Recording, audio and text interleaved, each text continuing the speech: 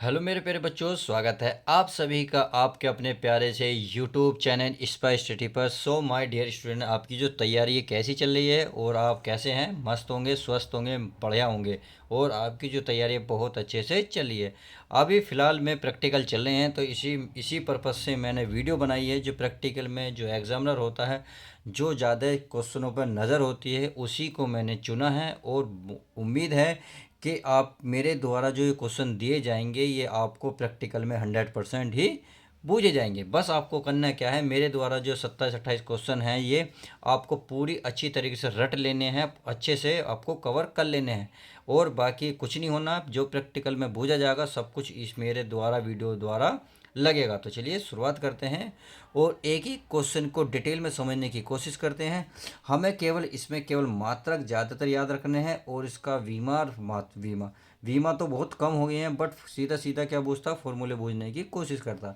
तो आज हम मोस्ट इम्पोर्टेंट हर एक चीज़ को करने वाले हैं जो एग्जामिनर पूछता है। तो चलिए एग्जामिनर की तैयारी करते हैं और देखते हैं पहला सवाल। इसमें प्यारे बच्चों पहला सवाल आपको दिख रहा है, इसमें बोला है प्रतिरोध का मात्रक बताइए। देखिए प्रतिरोध की परिभाषा तो कभी नहीं पूछेगा, केवल प्रतिरोध का मात्रक पूछ सकता है। सही है। आज जब प्रतिरोध का मात्रक पूछेगा तो प्यारे बच्चों प्रतिरोध का मात्रक होता है, क्या होता है प्यारे बच्चों? ओम। क्या होता है मेरे प्यारे बच्चों? ओम। और ओम होता है, और ओम का जो मात्रक अगर इसका सिंबल होता है तो सिंबल इस तरीके से दिखाया जाता है। बट मेरे प्यारे बच्चों ये नहीं पूछेगा, केवल प्रतिरोध का मात्रक पूछेगा। तो प्रतिरोध के मात्रक को किससे दिखाते हैं? मात्रक है ओम। अगर इसको दिखाते किससे हैं प्यारे बच्चों? आर। इसका सिंबल है आर। समझ में आ गया? आई होप समझ में आ गया। अब देखते हैं नेक्स्ट क्वेश्चन। नेक्स्ट क्वेश्चन हमारा क्या कहता है उसको बड़े ध्यान से पढ़ दें। ये कह रहा है आवेश का मात्रक बताइए। तो आवेश का मात्रक आप सभी को पता होना चाहिए। आवेश का जो मात्रक होता है मेरे प्यारे बच्चे क्या होता है? ये होता है कूलाम। क्या होता है? कूलाम। अर्थात जो आवेश का जो मात्रक होता है प्यारे बच्चों कूलाम होता है। कूलाम किसका मात्रक होता है? वो ये भी पूछ सकता है कि कूलाम बताइए किसका मात्रक है। तो आपको जस्ट अपोजिट याद होना चाहिए कि आवेश का मात्रक होता है। सही है। अब चाहे इसमें इलेक्ट्रॉन आवेश हो या प्रोटॉन आवेश हो। बात समझ में आ गई? चलिए अगला अगला है आपका क्वेश्चन नंबर 3। इसमें बोल रहा है कि चुंबकीय क्षेत्र का मात्रक बताइए। अर्थात चुंबकीय क्षेत्र का हमें मात्रक बताना है। तो चुंबकीय क्षेत्र का मात्रक आपको याद होना चाहिए। इसके 3 मात्रक होते हैं, तीनों मात्रक आपको जुबान पर रटे होने चाहिए, क्योंकि वो कभी कभी ऐसा करता है, वो मात्रक बता देता फिर ये कहता है ये बताइए प्यारे बच्चों कि ये किसका मात्रक है। तो आपको ध्यान रखना है। देखिए चुंबकीय क्षेत्र का जो मात्रक होता है ये होता है टेस्ला। क्या होता है बच्चों? टेस्ला। एक मात्रक तो ये होता है टेस्ला। एक हो तो कोई बता सकता है, एक होता है प्यारे बच्चों गॉस। क्या होता है प्यारे बच्चों? गॉस। अब एक और होता है जो सबका फेवरेट होता है, वो क्या होता है? अगर मैं बताना चाहूँ तो यहाँ बता सकता हूँ। देखिए ये होता है वेबर। क्या होता है? वेबर बटे मीटर स्क्वायर। क्या होता है? Metre square. तो अब आप समझ गए होंगे कितना मोस्ट इंपॉर्टेंट है ये आपका क्वेश्चन। तो समझ में आ गया? पहला क्वेश्चन समझ में आया, दूसरा समझ में आया। देखिए मैं आपको हर तरीके से बताने की कोशिश कर रहा हूँ ताकि आपको एग्जामिनर कोई भी कन्फ्यूजन ना करे और आपके कन्फ्यूजन बिल्कुल भी ना रहे। बस मुझसे यही उम्मीद रखें कि मैं आपको एक भी क्वेश्चन नहीं छोड़ूंगा। तो उम्मीद आपकी जो उम्मीद है वो उम्मीद मैं खरी उतरूँगा। अब चलिए क्वेश्चन नंबर 4 देख लेते हैं। क्वेश्चन नंबर 4 बोल रहा है लॉरेंज बल का सूत्र बताइए। तो पहली बात तो आप लॉरेंज बल को ध्यान रखना, किससे से दिखाते हैं? इससे दिखाते हैं एफ से। किससे? Capital F. और कैपिटल एफ बराबर जो इसका सूत्र होता था Q V B into sine theta होता है। यही इसका फॉर्मूला होता है। तो आपको बिल्कुल रट लेना है कि लॉरेंज बल जो एफ होता है उसका जो सूत्र होता है Q V B sine theta. बस इतना ही आपको याद रखना है। अब क्वेश्चन नंबर देखते हैं नेक्स्ट हमारा क्या कहता है। ये बोल रहा है क्वेश्चन नंबर 5 पे निगाह मारते हैं। चलिए दौड़ाते निगाह। ये कह रहा प्रत्यावर्ती धारा का समीकरण क्या होता है, यानी कि प्रत्यावर्ती जो धारा है उसका समीकरण आपको बताना है। तो आपको प्रत्यावर्ती धारा का समीकरण पता होना चाहिए प्यारे बच्चों। अगर नहीं पता तो मैं बता रहा हूँ, देखिए आप बिल्कुल ये मान लिया रट लो। अगर बिना रटे अगर नहीं याद करे तो रट लो। ये होता है आई बराबर आई जीरो साइन ओमेगा टी। क्या होता है? Sine omega T. और यही इसका क्या होता है?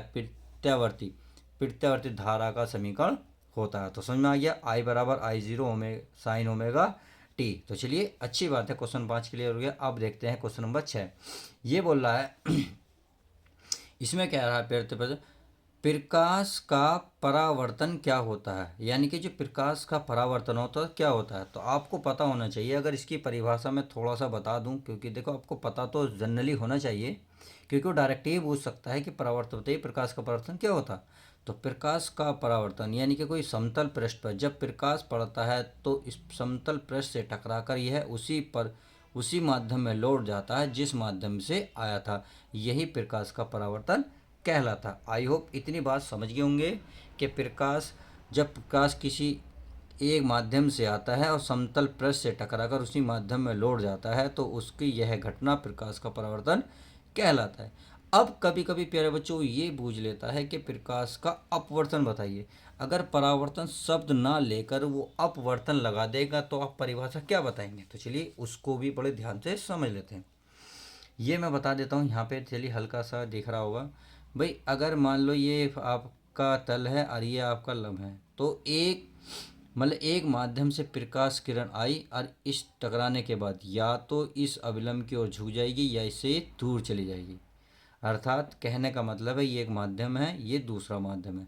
जब प्रकाश किरण एक माध्यम से दूसरे माध्यम में प्रवेश करती है तो वह अभिलंब की ओर झुक जाती है या अभिलंब से दूर हो जाती है और उसकी यही घटना प्रकाश का अपवर्तन कहलाता है। आप इस प्रकार से भी बता सकते हैं या एक तरीके से और बता सकते हैं। कैसे जी, कि जब प्रकाश किरण एक माध्यम से दूसरे माध्यम में प्रवेश करती है तो वह अपने मार्ग से विचलित हो जाती है। विचलित का मतलब वो किधर भी जा सकती है, दूर भी जा सकती है, पास भी, सीधी नहीं जाती। तो इसका मतलब अपने मार्ग से विचलित हुई, सीधी ना जाके कहीं और गई। तो बस यही कहते हैं भाई, जब प्रकाश किरण एक माध्यम से दूसरे माध्यम में जाती है तो अपने मार्ग से विचलित हो जाती है, उसकी यह घटना ही प्रकाश का अपवर्तन कहलाता है। तो परावर्तन समझ में आया और अपवर्तन समझ में आया। केवल मोटी मोटी आपको परिभाषा याद रखनी है, वो डिटेल बिल्कुल नहीं पूछेगा आपसे। आई होप समझ में आ गया होगा। आप देखिए क्वेश्चन नंबर देखते हैं 7। क्वेश्चन नंबर 7 कह रहा है गॉस की परिमेय क्या होती है। तो गॉस की परिमेय आपको पता होनी चाहिए होती है फाई ई बराबर क्यू गुणा 1/E0, और यही इसका फाइनल आंसर हो जाएगा। तो बस इतनी सी बात बूझेगा। यह किसका गुना होता है, क्यू गुना होता है। अगर परिभाषा बूझे तो प्यारे बच्चों परिभाषा इसके अकॉर्डिंग आप निकाल सकते हैं। मैंने आपको अच्छी तरीके से पढ़ा रेखा है। तो चलिए क्वेश्चन नंबर 7 हमारा कंप्लीट। आप क्वेश्चन नंबर 8 पे निगाह डाल लेते हैं। ये बोल रहा है दो अर्धचालकों के नाम लिखे। तो दो अर्धचालकों के हमें नाम बताने। दो अर्धचालक क्या होते हैं ये आपको सभी को पता है, मैंने बहुत अच्छे तरीके से आपको नोट्स में करा रखा। तो बताइए दो अर्धचालकों के नाम नहीं पता, कुछ बताओगे नहीं बताओगे, बताना पड़ेगा। तो चलिए मैं बता देता हूँ, जिस बच्चों को नहीं पता मैं उसको बता देता हूँ। तो इसका पहला है ये है आपका कार्बन। क्या है पहला, कार्बन। ये क्या है आपका अर्धचालक। दूसरा होगा आपका सिलिकॉन। क्या होगा, सिलिकॉन। ये हो गया आपका सिलिकॉन। अगर तीसरे की बात करूँ तो तीसरा होता है आपका जर्मेनियम। क्या होता है, जर्मेनियम। कैसे लिखा जाता है, जर्मेनियम। तो ये होगा जर्मेनियम। तो जेड इसे दिखाते हैं। अगर इसके सिंबल की बात करेंगे तो किससे दिखाते हैं, जेड ई। तो दो अर्धचालकों का नाम पता चला, मतलब सॉरी दो अर्धचालक है तो मैंने 3 लिख दिया। ओहो चले एक एक्स्ट्रा लिख दिया, कार्बन, सिलिकॉन, जर्मेनियम। तो आपको तीनों में से एक, आप दो बिल्कुल कंटेस्ट याद रखनी है। मैं तो चाहूँ तीनों रख लो, क्योंकि वो इनमें से किसी का नाम भी लिख रहेगा। बताइए कार्बन सिलिकॉन अर्धचालक हैं या नहीं है, तो आप बताएं बिल्कुल हैं। अगर इनसे अलग नाम लेगा तो कह देना बिल्कुल भी नहीं है। तो क्वेश्चन समझ में आया 8वां। चलिए अब नेक्स्ट क्वेश्चन देखते हैं। क्वेश्चन नंबर हमारा नेक्स्ट क्या कहता है। तो प्यारे बच्चों क्वेश्चन हमारा नेक्स्ट ये रहा। क्वेश्चन नंबर 9 हमारा क्या कर रहा है। क्वेश्चन 9 को बड़े ध्यान से पढ़ेंगे। ये बोल रहा है प्रकाश विद्युत प्रवाह क्या होता है। देखिए यदि आपको अपनी डेफिनेशन याद है जो नोट्स में लिखी हुई है, या आपने किसी तरीके से कहीं से भी आपने कवर किया तो उसे याद रखें।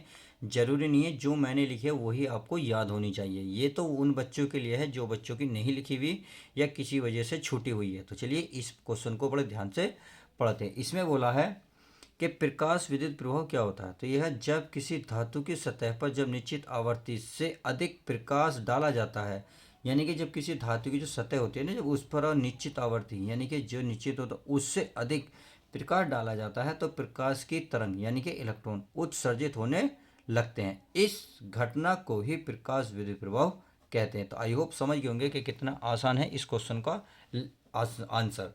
अब क्वेश्चन नंबर 9 समझ में आ गया। आप चलिए 10 समझ लेते हैं। 10 भी बहुत ईजी है। तो ये तो देख तो ही आपको बच्चों समझ में आ गया कि क्वेश्चन क्या पूछा। तो ये देखिए समझ में समझ में आ गया तो बहुत अच्छी बात है। परंतु क्वेश्चन में लैंग्वेज खेल सकता हूँ किस तरीके से, मैं आपको सब चीज़ डिटेल्स में बताऊंगा। इसमें बोला लेंस कितने प्रकार के होते हैं, तो ये तो सभी को पता है, लेंस दो प्रकार के हैं, एक उत्तल लेंस एक अवतल। तो इसमें क्या बूझेगा वो मैं बता रहा हूँ।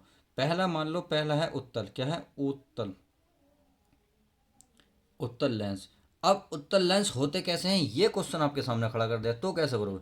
तो उत्तल लेंस की क्या पहचान होती है, उत्तल लेंस क्या होते हैं, इस तरीके से होते हैं, यानी कि किनारों पर क्या होते हैं पतले, और बीच में क्या होते हैं प्यारे बच्चों मोटे। तो आपको ध्यान रखना, जो किनारों पर पतले बीच में मोटे होते हैं उसे उत्तल लेंस कहते हैं, नंबर एक। अब नंबर दो, लेंस नंबर दो अवतल लेंस, एक होता है अवतल, अवतल लेंस। तो अवतल लेंस कैसे होंगे भाई, अवतल लेंस की परिभाषा देखते समझ गए होंगे आप। अवतल लेंस इस तरीके से होता है, कहने का मतलब है ये जो इसके किनारे हैं ये तो मोटे होंगे परंतु बीच में से क्या होगा पतला। तो बस किनारों पे मोटा बीच में से पतला जो लेंस होगा वही अवतल लेंस कहलाएगा। तो उत्तल लेंस और अवतल लेंस समझ में आ गया कि कितने प्रकार के होंगे, दो, ये तो हर कोई बता देगा उत्तल लेंस अवतल लेंस। बट वो क्वेश्चन थोड़ा सा यहाँ पूछ सकता है कि उत्तल लेंस की क्या पहचान है जी, वो किनारे पे उत्तल लेंस की पहचान क्या है, किनारों पर पतले बीच में मोटे। अगर अवतल की पूछे, किनारों पर पतले, किनारों पर मोटे बीच में पतले, तो ये मोटा है ये पतला है। आई होप इतनी बात समझ में आ गई होगी। अब अगला क्वेश्चन 11वां, ये बोल रहा है पी एन संधि डायोड क्या होता है, यानी कि पी एन संधि जो डायोड है वो क्या होती है। तो आपको एक छोटी सी लैंग्वेज के रूप में बता देना है। देखिए मैं इसको इस परिभाषा बताने से पहले थोड़ा सा समझाता था। मान लो ये पी, आपकी पी संधि डायोड है, सही है, ये आपकी एन संधि डायोड है, एन संधि, ये आपकी एन और ये पी। तो ये पी एन संधि अर्ध, ये है ना, ये पी अर्ध संधि क्रिस्टल। तो ये वाला पृष्ठ, और एन जो एन टाइप अर्धचालक है ये वाला।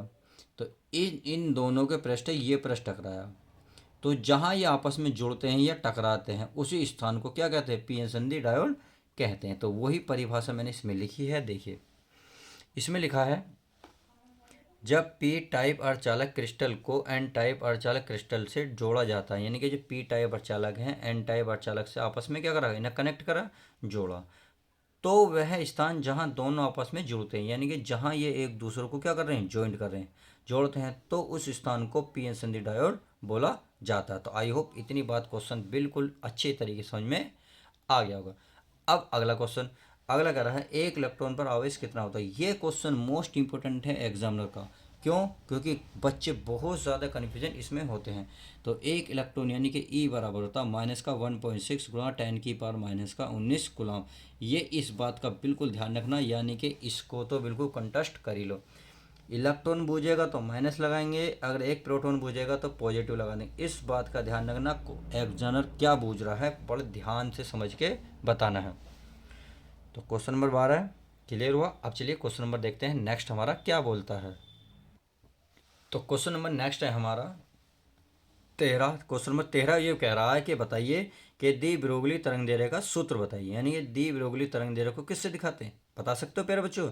दी ब्रोगली तरंग दैर्घ्य को दिखाते हैं हम लैम्डा, किससे, तो लैम्डा, लैम्डा बराबर क्या फॉर्मूला होता है, ये होता है एच बटे पी। क्या होता है प्यारे बच्चों, एच बटे पी।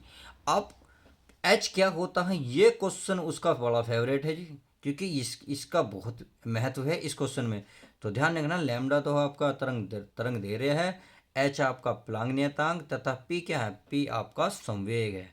तो ध्यान रखना एच क्या है, प्लांग नियतांक, तथा बटे में जो पी है आपका संवेग। और लैम्डा पूछा जाए तो तरंग दे रहे हैं, तो तरंग दे रहे हैं, यानी कि लैम्डा बराबर होता है एच बटे पी। क्वेश्चन नंबर 13 समझ में आया। अब क्वेश्चन नंबर 14, क्वेश्चन नंबर 14 कह रहा है वायु में प्रकाश की चाल कितनी होती है। ये तो बहुत अच्छा क्वेश्चन है। वायु में प्रकाश की चाल बता सकते हो, वायु में प्रकाश की चाल को दिखाते हैं सी, और सी बराबर होता है 3 × 10⁸ मीटर पर सेकंड। ध्यान रखना है मीटर लिखा मैंने, अगर वो किलोमीटर में बोझेगा तो घात 3 कम कर देना, क्या कर देना, घात 3। तो आप इसे ये भी बोल सकते हैं 3 × 10⁵ किलोमीटर पर सेकंड। इतने बात प्लीज़ बच्चों समझ में आ गई होगी, कुछ कन्फ्यूजन नहीं होना, बड़े इस कन्फ्यूजन को ध्यान रखना। बट मैं तो कहूँगा आप यही याद रखें, वो ज़्यादा कन्फ्यूजन नहीं करेगा तो थोड़ा सा ध्यान रखना है। चलिए क्वेश्चन नंबर 14 क्लियर हुआ। अब क्वेश्चन नंबर देखते हैं 15। तो क्वेश्चन नंबर 15 ही है ना, हाँ चलिए 15 है। अगर ओम के नियम को बताइए। ओम का नियम आपको अगर अपने तरीके से पता है तो अच्छी बात है, नहीं पता तो यहाँ से आराम से पढ़ सकते हैं। तो इसमें क्या लिखा है, देखिए इसको पढ़ लेते हैं। ये कहा जब किसी चालक तार को किसी बैटरी के सिरों से जोड़ा जाता है तो चालक में धारा बहने लगती है। यानी कि जब कि चालक तार को किसी बैटरी के सिरों, यानी कि बैटरी के सिरों एक धन सिरा एक ऋण सिरों से जोड़ा जाता है तो चालक में, यानी कि चालक जो तार होगा उसमें धारा बहने लगती है, उसे ही ओम का नियम कहते हैं। यानी कि वी क्या है, चालक तार का विभवांतर। और जब विभवांतर आई के समानुपाती होगा तो उसमें क्या हो, धारा बहने लगती है। बस अब इस नियतांक को हटाओगे तो क्या आएगा, कैपिटल आर, और कैपिटल आर ही बोला जाता है ओम का नियम। तो आई होप इतनी बात क्लियर हो गई। अब देखते हैं नेक्स्ट क्वेश्चन। नेक्स्ट क्वेश्चन में लिखे 15वां। ये अगर आप कूलॉम का सूत्र बताइए, यानी कि कूलॉम का नियम बूझ रहा, परिभाषा तो बूझेगा नहीं, नियम ही बूझेगा। तो कूलॉम के नियम को दिखाते हैं एफ, और ये होता है 1/4πe0 गुणा Q1 गुणा Q2 बटे क्या हो आर स्क्वायर, और यही इसका आंसर फाइनल हो जाएगा। तो आई होप इतनी बात आप समझ में आ गई होगी। चलिए अच्छी बात है, आपको कूलॉम का नियम भी पता चल गया। अब क्वेश्चन नंबर हमारे ये तो पता चल गए। अब देखते हैं क्वेश्चन नंबर 17। क्वेश्चन नंबर 17 क्या कहता है, चलिए पढ़ लेते हैं। ये अगर आप बल का मात्रक और विमा बताइए, तो मोस्ट इंपॉर्टेंट, बहुत देखिए यह 8वीं तो 8वीं 9वीं 10वीं का सवाल है, इस बात का ध्यान रखना। वो कभी कभी एक छोटे क्वेश्चन बूझ लेता है, क्योंकि उसे पता है बच्चों ने बड़े बड़े क्वेश्चनों की तैयारी करेगी, बट छोटा नहीं पता होगा। परंतु हमें ऐसा नहीं करना। जब तक आप मुझसे जुड़े हुए हो, मैं छोटे से लेकर बड़े सवाल, हर एक सवाल का आपको जवाब दूंगा। तो बल का मात्रक और विमा, बल को किससे दिखाते हैं, एफ, और एफ का मात्रक यानी कि मात्रक क्या होता है, न्यूटन। क्या होता है प्यारे बच्चों, न्यूटन। अगर इसकी विमा की बात करेंगे तो विमा होती है mL/t²। क्या होती है, mL/t²। तो बल का मात्रक न्यूटन, अगर विमा की बात करेंगे तो mL/t²। ये इसका आंसर फाइनल हो जाएगा। अब क्वेश्चन नंबर देखते हैं 18। ये कह रहा है आवेश का मात्रक क्या होता है, आवेश का मात्रक क्या होता है। तो आवेश का मात्रक मैंने बताया, तो शायद बताया था अभी पीछे, क्या होता है, कूलॉम। यानी कि क्या होता है प्यारे बच्चों, कूलॉम। तो यहाँ मैं लिख दूँ आवेश का मात्रक होता है प्यारे बच्चों कूलॉम। बस यही इसका आंसर हो जाएगा। तो क्वेश्चन नंबर 18 तक के लिए हो गए। अब चलिए नेक्स्ट क्वेश्चन देख लेते हैं। मोस्ट इंपॉर्टेंट जितने भी बचे हैं अभी बचे हुए हैं, तो अगला क्वेश्चन देख लेते हैं। तो क्वेश्चन नंबर नेक्स्ट ये रहा, अर्थात क्वेश्चन नंबर 19। ये कह रहा प्रत्यावर्ती धारा कितने प्रकार की होती है। प्लीज़ बच्चों, मोस्ट इंपॉर्टेंट फेवरेट है एग्जामिनर का। प्रत्यावर्ती यानी कि धारा कितने प्रकार की होती है। देखिए प्रत्यावर्ती धारा दो प्रकार की होती है। एक तो होती है हमारी दिष्ट धारा, जिसे आप डीसी कहते हो। दूसरी क्या होती है, प्रत्यावर्ती धारा ही होती है, जिसे आप एसी कहते हो। तो ध्यान रखना प्यारे बच्चों, प्रत्यावर्ती धारा दो प्रकार की होती है। एक दिष्ट धारा जिसे डीसी कहते हैं, एक होते हैं सॉरी दिष्ट धारा, हाँ डीसी कहते हैं। एक होते हैं प्रत्यावर्ती धारा जिसे एसी कहते हैं। समझ में आ गया। अब क्वेश्चन नंबर 20, इसमें बोला है डायनामो का कार्य क्या होता है। ये है क्वेश्चन, तो ये है असली जान, तो पूरी फिजिक्स की। डायनामो का कार्य क्या होता है, तो आपको पता होना चाहिए डायनामो का कार्य क्या होता है। डायनामो का जो कार्य होता है, यांत्रिक ऊर्जा को विद्युत ऊर्जा में बदलता है। मैं लिख दूं भाई, यहाँ लिख सकता हूँ यांत्रिक ऊर्जा को किस चीज़ में बदलता है, बताइए भाई। यांत्रिक ऊर्जा को बदलता है आप वो विद्युत ऊर्जा, किसमें, विद्युत ऊर्जा में, विद्युत ऊर्जा में परिवर्तित कर देता। तो यही कार्य है डायनामो का, कि यांत्रिक ऊर्जा को विद्युत ऊर्जा में परिवर्तित करता है। अब प्यारे बच्चे क्वेश्चन यहाँ बनता है, अगर वो मुझे लगा ऊर्जा का मात्रक बताइए, तो ऊर्जा का मात्रक क्या होता है बताइए आप भाई। ये कमेंट्स में आप इसका आंसर देंगे, नहीं देंगे तो चलिए मैं बता देता हूँ। फिलहाल तो इसका मात्रक होता है जूल। तो ऊर्जा का मात्रक होता है जूल। अब इतनी बात समझ में आ गई। अब क्वेश्चन नंबर 21 में क्या है चेक कर लेते हैं।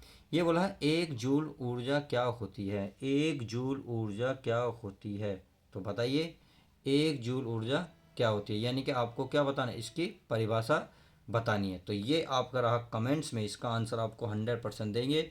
अगर आपने अच्छे से तैयारी करी है तो 1 जूल ऊर्जा का परिभाषा आप दे सकते हैं। तो ये रहा आपके लिए क्वेश्चन। अब क्वेश्चन नंबर क्या है 22 में पढ़ लेते हैं।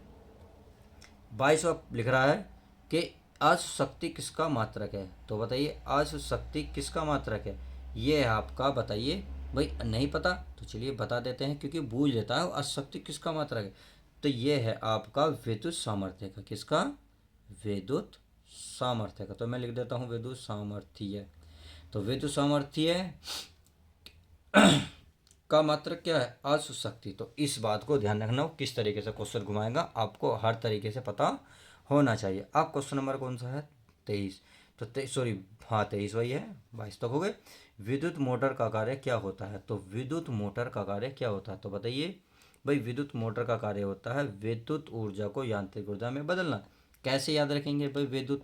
जब आपने देखा पंखा, अगर पंखे को चलाएंगे तो पहले विद्युत देंगे, और विद्युत देने के बाद पंखा घूमेगा। पंखा क्या देता? हवा, यानी कि यांत्रिक ऊर्जा। तो इसका मतलब इसका जस्ट अपोजिट है कि यांत्रिक ऊर्जा से विद्युत ऊर्जा, तो ये होगा विद्युत ऊर्जा। क्या होगा? विद्युत ऊर्जा।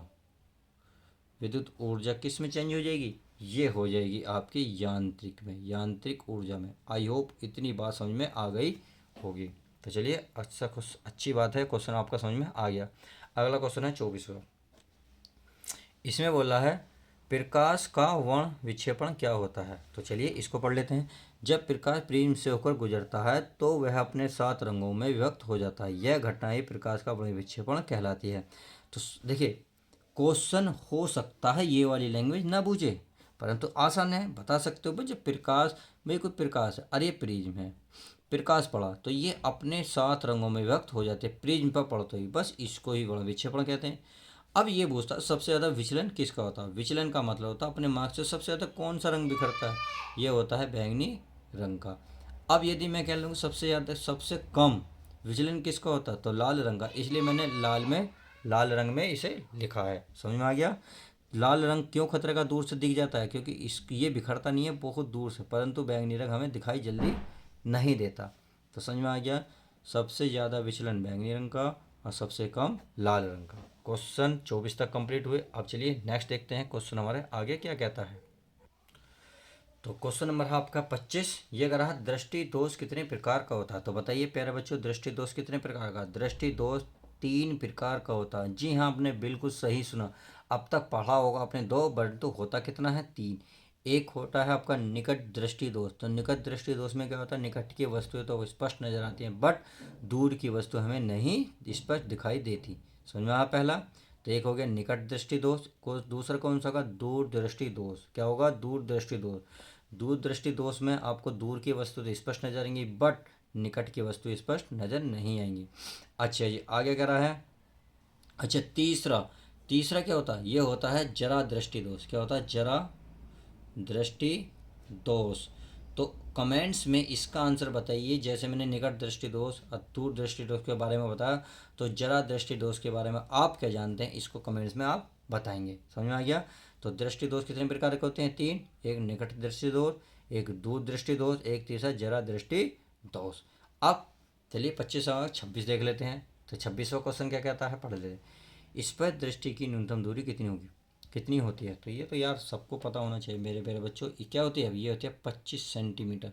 यानी कि स्पष्ट दृष्टि की न्यूनतम दूरी 25 सेंटीमीटर होनी चाहिए। तो चलिए क्वेश्चन 26वां क्लियर।